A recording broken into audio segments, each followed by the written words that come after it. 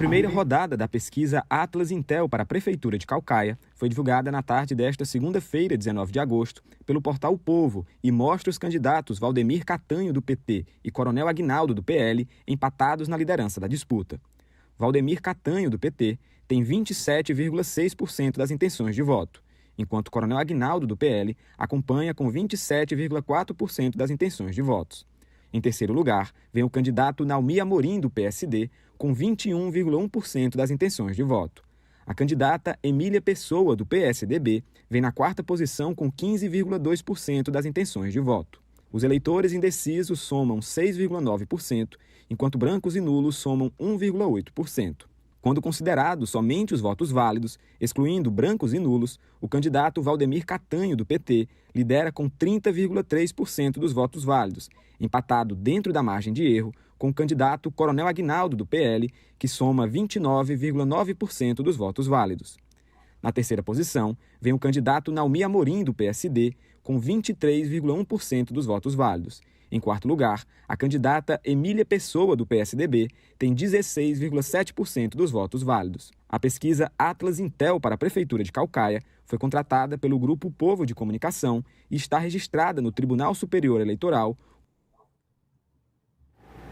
346/2024. Carlos Maza, cenário para decisão em 2 turnos lá em Caucaia, né? Tem mais de 100 mil eleitores, né? Então... Exatamente. O único outro município do Ceará que a gente tem. Juazeiro tentou-se, né? Fez até uma mobilização grande para incentivar ali o registro de eleitores, mas não conseguiu atingir essa marca. E vamos ter, então, 2 turnos só em Fortaleza, né?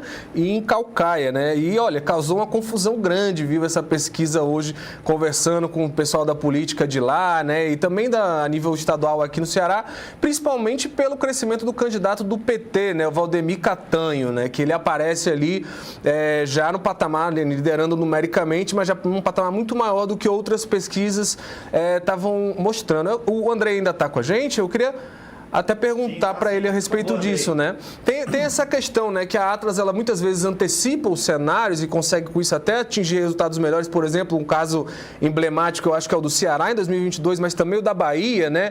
As pesquisas colocavam o ACM Neto muito mais colocado.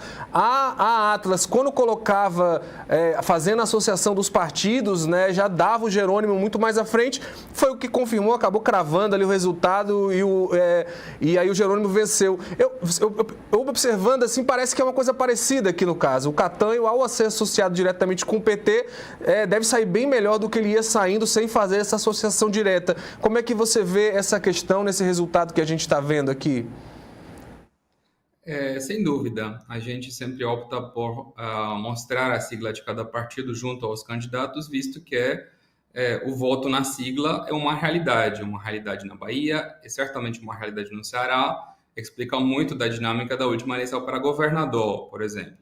E como a polarização política tão forte que a gente conhece, existem também essas cidades grandes, importantes de cada estado, quanto mais clara essa dinâmica de polarização, onde o voto na sigla acaba tendo bastante peso. Em Caucaia, eu entendo que a última eleição para prefeito já teve essas nuances de nacionalização, né? De alguma maneira, assim, o alinhamento ideológico do prefeito mudou, mas essa é uma outra questão.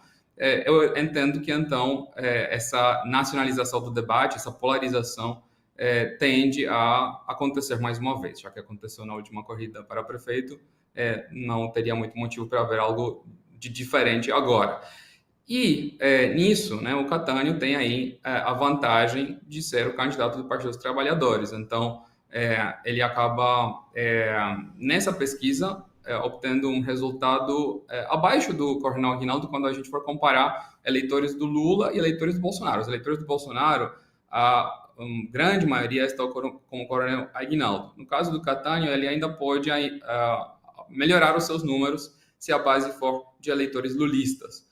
E esse, então, será o desafio para os outros candidatos, para o Naomi Amorim e a Emília Pessoa. O que é muito interessante nessa pesquisa é que, na pergunta sobre a avaliação dos candidatos, imagem positiva ou negativa, o Naomi e a Emília acabam tendo percentuais de imagem positiva acima do Catanho e do Coronel Aguinaldo. Quando se trata da intenção de voto, eles aparecem abaixo. Então, tem uma clara lógica de polarização, né, de voto na sigla, na medida em que o Naomi e a Emília conseguem, de alguma forma, quebrar esse discurso da polarização, mostrando as suas propostas e transformando o debate em um debate sobre a cidade, sobre os seus atributos, eles podem melhorar, né?